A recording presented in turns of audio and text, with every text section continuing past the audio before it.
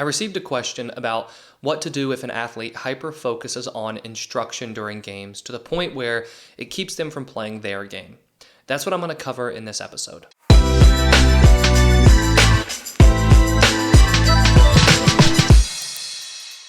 Hey there, I'm Eli Straw, a mental performance coach who works with athletes from around the world on building a stronger mental game. When athletes hyper-focus on instruction from coaches during a game, there are a few ways that this can hold them back. One of the first ways is that when we overthink or overfocus on instruction, it can take us out of the moment when we play because we are thinking about what coach wants us to do differently. We are thinking too much about that to where we're not just in the moment, in the rhythm of the game. And this brings me to the second main reason, which really plays off of that first reason of taking you out of the moment, that causes you to underperform due to this hyper focus on instruction. And that is that it keeps you from being as athletic. So within my one-on-one coaching, I talk to athletes about the difference between our practice mentality and our game mentality. During practices, we want to think through our technique more, especially when we are doing drills. During games, we want to let go and be athletic. We need to allow ourselves to play. But during games, when you are focusing too much on instruction from coach, this will keep you from being as athletic. It will keep you from being in the flow. And no matter how helpful that instruction is, if you are thinking about it too much, you won't be as athletic, which means you won't be performing your best. And the last reason that this will hold you back is when you are not as athletic, when you are focusing too much on the instruction from coach. This leads to over control. I was talking to an athlete this past Saturday who has historically struggled with overthinking and then over control when he competes. He ends up overthinking his mechanics because he knows that there are things that need to be worked on, and that's perfectly fine. But because he's thinking about what needs to be worked on when he competes, he's now trying to force himself to do it correctly. He's over-controlling his mechanics. By over-controlling, he is not allowing his natural muscle memory and talent to just come through. So when we are not as athletic, when we try to over-control, this can lead to stiffer movement patterns, and it can lead to more tension when you play. Because you are overthinking, because you are over-controlling, and you're trying to force yourself to do it perfectly like coach wants you to do. So if you do receive instruction mid-game from coach, how do you go about taking this feedback and applying it to your game in an effective way? Because I also understand from being an athlete myself that coaches can get really upset if they give you feedback during a game and then they see you ignoring that feedback.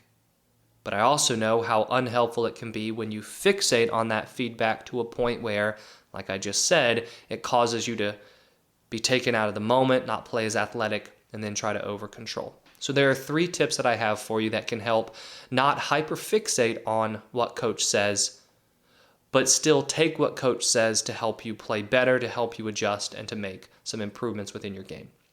So the first tip is that we want to make simple adjustments, but without being too contradictory, we want those simple adjustments to be broad. Now what I mean by this is, let's say that I am a soccer player and coach gives me the instruction as to where I need to be on the field. So maybe my positioning wasn't as good as it needs to be. That can be taken in a simple way where I just tell myself, okay, focus on positioning right now. Right? That's a simple adjustment that I can make. If I think about it in that way, that's not me overthinking about it. It's not me hyperfixating on it. I've now just taken coach's feedback and I've turned it into an objective to focus on right now when I play. But if I get too specific with that and I'm thinking and constantly concerned with what position I'm in, am I in the right exact position that I need to be in? Now I'm over-focusing, I'm overthinking it. So this is what I mean when I say it needs to be simple but broad. So the simple thing is, positioning. That's the only thing I need to think about right now. Coach told me to focus on positioning. Let me make sure I'm in the right position. Broad means just the general positioning that you need to have. Let me make sure that I'm getting in front of the person with the ball, or maybe let me make sure that I'm getting more toward the sideline. So we have a broader adjustment, but again, the adjustment is simple. Because when we get too specific, we get too much into the weeds, and that's when we hyperfixate and we overthink. Another example is that if you are a hitter in baseball, and coach tells you to let the ball travel more during your next at-bat because you were too out in front on your previous at-bat. You could go into that next at-bat, you could be in the batter's box, and you could be thinking, okay, I have to make sure I let the ball travel, make sure it gets all the way to my back hip, and then I'm going to swing. That's too much thinking. But the simple but broad adjustment is, let me let the ball travel. So I would tell myself that before I step into the batter's box. And then the broad idea is, I just tell myself, be patient, be patient, be patient. So we do want to take the feedback that coach gives us. We do want to make adjustments, but we want to make sure that the adjustments are as simple as possible. So we're only thinking about one thing, but then in a broad way, right? So a simple adjustment, but we are thinking about it in broader terms. Now, the reason that I'm saying this first, and I'm not just saying, ignore coach's feedback, is again, because if coach is telling us to do something, it's probably because he or she is seeing that we need to make this adjustment when we play. And I was talking to a soccer player last week, and he had passed the ball into the middle of the field, and that was a mistake. The ball got stolen, so coach told him, take the ball up the sideline more next time. So he made that adjustment to where the next time he received the ball, he took it up the sideline. Now, that didn't take him out of playing his game because he was still in the moment, but he just kept that thought in his head of, when I receive the ball, my first instinct needs to be take it up the sideline. That's a simple adjustment, but it's broad. He wasn't thinking I have to take it to this exact specific position. I need to do this specific move. He just said, let me try to take it up the sideline. Simple, but broad. The next tip is that you want to take note of what coach says after games. During the games, if coach gives you feedback, like I just said, we need to make simple adjustments. It's the same thing that I talk to athletes about when they make mistakes. If you make a mistake when you play, you do need to make an adjustment, but what's most important is staying in the moment, staying present, keeping yourself in the flow of the game, not overthinking the mistake or the adjustment. So you make the adjustment if you can keep it simple. But after the game, you think through the mistakes that you made and you ask yourself, how can I work on this? How can I improve?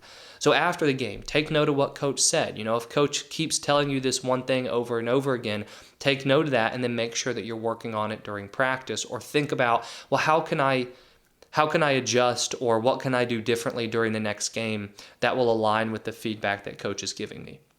And this brings me into the third tip, which is you need to make sure that you are remembering practices are for improving and games are for playing. They're for letting yourself play and letting yourself be athletic. Yes, we need to make adjustments during games, but no matter what adjustment you make, if you're making that adjustment from a standpoint of overthinking, or from a mindset of overthinking and hyper-focusing on the adjustment, that's going to create additional problems for you. So during the games, again, make a simple adjustment, but remember, the time to really work on this stuff and turn it into muscle memory for you is during practice. So don't just hyper-focus on the mistake or what coach says during the game. Really take note of it. Really work on it during practice. But then when you do go into your next game, keep your thinking simple so you can keep yourself present. Maybe that means that you only focus on what coach said. But again, that doesn't mean you're hyper-focusing on it. It doesn't mean you're overthinking it. It means that you set that as your objective for the day. So if I keep going along the same lines with that example of the soccer player, he and I talked about going into the next game, one of his objectives is to try to take the ball up the sideline more. That doesn't mean he's going to overthink every single time he receives the ball, every single time he's out there. I have to take the ball up the sideline. I have to take this ball up the sideline. Because it's more about the mentality and the mindset we have to these adjustments than anything else. And when you're hyper-focusing, what you're really doing is overthinking. We can make these adjustments. We can work on them during practice. We can set the intent and the objective going into the next game to focus on these adjustments or these kind of fixes that coach has given us. But we don't need to overthink them, because no matter if you're overthinking an adjustment coach gave you, what your objective is, the overthinking is what's keeping you from playing your game. The overthinking is what's keeping you from being athletic. So yes, you do want to make adjustments. You do want to listen to coach, but you want to make sure that during the game you make those as simple as possible. You keep them broad. You don't get too specific. You don't start to overthink.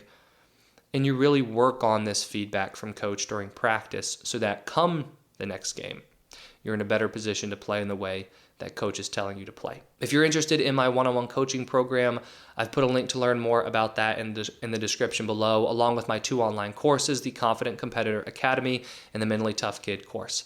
Thank you for watching, thank you for listening, and I wish you the best of success in all that you do.